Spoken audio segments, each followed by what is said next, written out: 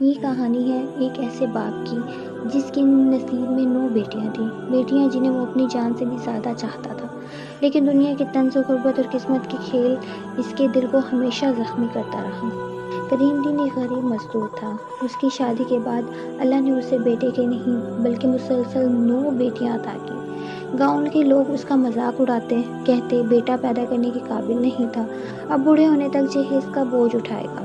کریم دین یہ باتیں چپ چاپ سہ لیتا، مگر جب رات کو اپنی بیٹیوں کو سوتے دیکھتا اس کے دل سے دعائیں نکلتی، یا اللہ یہ 9 ستارے ہیں، انہیں ہمیشہ روشن رکھنا، ان کی زندگی میں کبھی اندھیرا نہ آئے۔ لیکن قسمت کو کچھ اور ہی منظور تھا۔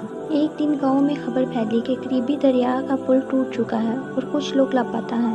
اسی دن بڑی بیٹی عائشہ جو پڑھنے کے لیے اسکول گئی تھی واپس نہ لوٹی۔ کئی دن کی تلاش کے بعد اس کی لاش دریا کے کنارے ملی۔ کریم دین کی دنیا اندھیر ہو گئی۔ اس نے بیٹی کو سپرد خاک کیا اور باقی 8 بیٹیوں کے سر پر ہاتھ رکھ کر کہا، اب تم سب میری سانس ہو، تم میں سے کوئی نہیں بچھڑنا چاہیے۔ وقت گزرتا رہا، غربت بڑھتی گئی۔ ایک رات ڈاکو گھر میں گھس آئے۔ انہوں نے پیسوں کا تقاضا کیا۔ گھر میں کچھ نہ ملا تو چھوٹی بیٹی زینت کو اٹھا کر لے گئے۔ کریم دین بھاگتا رہا، گلیوں میں چیختا رہا، لیکن کوئی مدد کو نہ آیا۔ زینت کبھی واپس نہ ملی۔ بیٹیاں بڑی ہو رہی تھیں، شادی کے رشتے آتے، مگر جہیز نہ ہونے کی وجہ سے واپس چلے جاتے۔ ایک دن جب کسی نے طعنہ دیا، 9 بیٹیاں، یہ تو نحوست ہے، تو دوسری بیٹی حلیمہ یہ سن کر برداشت نہ کر سکی، اس نے کنویں میں چھلانگ لگا دی۔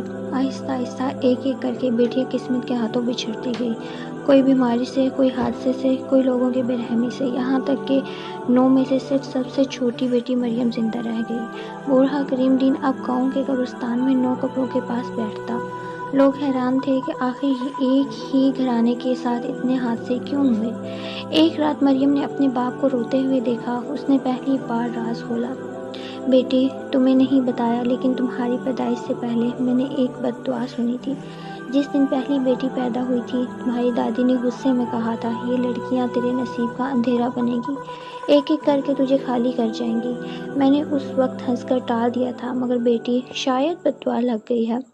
مریم باپ کے سینے سے لپٹ کر روتی رہی۔ کچھ عرصے بعد کریم دین مریم کو قرآن پڑھاتے پڑھاتے خود بھی خاموش ہو گیا۔ اس کی سانس رک چکی تھی۔ مریم نے جب باپ کو جھنجھوڑا تو صرف قبرستان کی خاموشی جواب بنی۔ قبرستان میں 10 قبریں ہیں، 9 بیٹیوں کی اور ایک اس کے باپ کی، جو ساری زندگی صرف یہ کہتا رہا، بیٹیاں بوجھ نہیں ہوتی، بیٹیاں رحمت ہیں۔ مریم اکیلی بیٹھی قبروں پر پھول ڈالتی ہے،